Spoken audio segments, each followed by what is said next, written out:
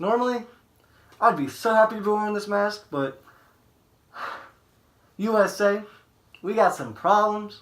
We aren't in the World Cup, and we need to talk about it so I can take this stupid thing off, just be a normal human being again.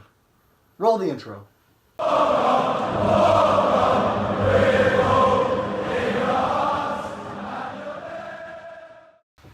Okay, guys. In all seriousness, yes, we are going to talk about the United States. We do have a bit of a break in between, some news for Liverpool and the World Cup. So we might as well fit this segment here. Now, I know it's not the most exciting thing, but here at the American Cockfight, half of the name is American, and you know what? We might as well talk about why we are in the World Cup.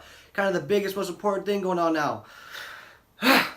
Again, there's not much news right now. We could talk about stuff, but we just fill in stuff. So there's nothing really important to be talking about. So this is a good time to reflect on the mistakes that America or the United States has made with soccer.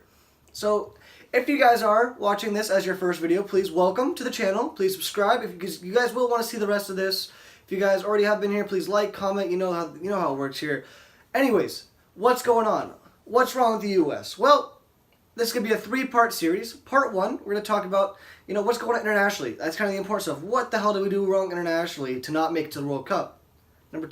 Part two, domestically, what's going on in the MLS? What's going on with soccer in America? What? And then number three, we'll be a little positive because we're going to be doing a lot of cutting down, a lot of negativity. So let's be a little more positive, saying where can we improve and what's forward for us? What's next? But anyways, let's get on to the actual video itself. It's supposed to cut to black, or it's supposed to show you what's next. It's not working.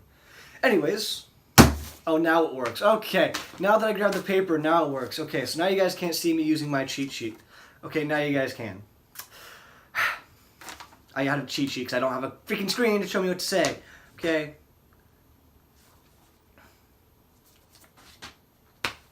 What's the whole point of this stupid video? We're doing this, okay? You know what? Part one. That was the dumbest firing we ever had. Jurgen Klinsmann, one of the greatest international coaches, in my opinion. I mean, do you see what he did with Germany?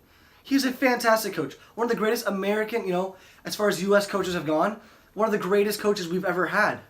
He was fantastic. He lost 2 games in our first campaign. 2 games.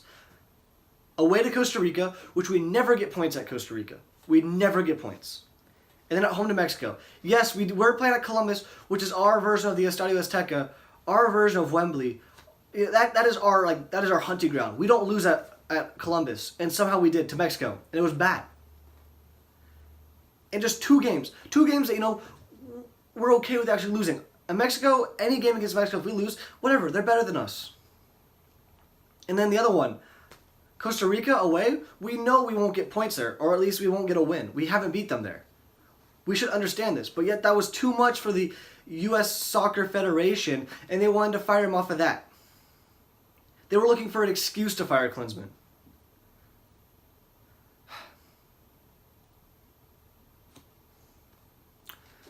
He was a fantastic coach, but the problem with Americans is they're so just proud America, and American, American made, American done.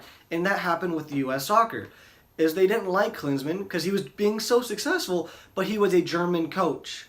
And his German ideals and his scouting for German American players was too much for the federation, which leads me to the second point. Thank you for working this time, black screen. There was too much focus on the MLS. And yes, I will talk about the MLS next video. That is a whole nother section. Oh my goodness. But when they did bring in Bruce Arenas, which, again, probably another fantastic American coach, true blood American, American ideals, everything going on American with him. The only problem with this was he was really good 80s, 90s, early 2000s. We are 10, 20, 30 years past that time. And so, a lot of things have changed. One major thing is the good American players play abroad. The Pulisic, John Brooks, Bobby Wood, who else? The other one, Goff Cameron. There's a lot of great foreign players or American players playing abroad. However, Bruce Arenas, being in his old-fashioned style and being with the U.S. Soccer Federation, being so diehard American, they pushed to prove that the MLS is a premier league. And by that, I mean they would purposely leave out some of these great foreign stars in order to play MLS players. That's why you saw some weird players. You didn't see DeAndre Yedlin playing a lot. You didn't see Pulisic playing till late when they needed to win. You didn't see John Brooks at all. Well, John Brooks was hurt. That was a very specific example of a player who just was having unfortunate circumstances throughout the campaign. However, he was never even considered when he was coming back to rehab. He was coming back towards the end of the campaign, yet he wasn't even looked at. It was just, it was so annoying. Clint Dempsey was a fantastic U.S. player. However, he's in his 30s. He's old. He's not what he used to be. He's not the same player as 2014 or 2010. However, Bruce played him like he was. It was just so annoying how they were looking for the U.S. college stars to come out, not the young recruits like Pulisic or Gooch, or McKenzie. There's a lot of players who are now playing on the team today that weren't playing back then because they played foreign and abroad, because Bruce wanted the MLS players. They wanted Altidore, they wanted Bradley, they wanted Klexton, they wanted, they wanted Howard too. I mean, they were so happy when Howard came back because that allowed them to play him more. Yeah, it's just, the MLS is not a good league, and I will stress that more next video, but the U.S. focused so much to prove that the MLS could do it and prove that they can use just MLS players and get to the World Cup. And guess what? Bruce, you were wrong. You were so utterly wrong. The Okay, next. Accountability. That word has been thrown out by U.S. soccer for the past year and a half. Accountability. Alexi Lalas has been the #1 commentator talking about accountability. And to the U.S. players and to a lot of American soccer fans, they have no idea what that word means. Bruce has put it on Klinsmann. The U.S. Soccer Federation has put it on Klinsmann. The players have put it on Klinsmann. Everybody blames Jurgen Klinsmann for the reason they did not qualify for the World Cup.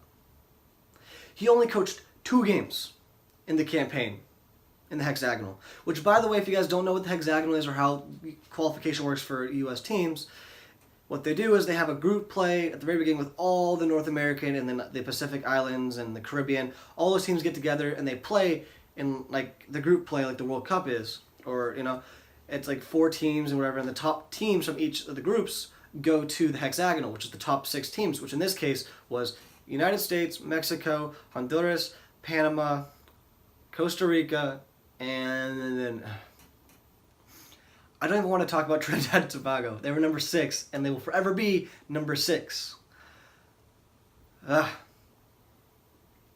But looking at that list, the top 3 names should be Costa Rica, Mexico, America, or United States, and then Costa Rica. That should be your top 3. That should always be your top 3. Maybe Honduras if they get a couple good players that can pass up Costa Rica. But right now, with Joe Campbell, Costa Rica is looking very, very strong. And they've got a decent squad, They've got a pretty good goalkeeper. Shout out, I don't want to talk about Champions League.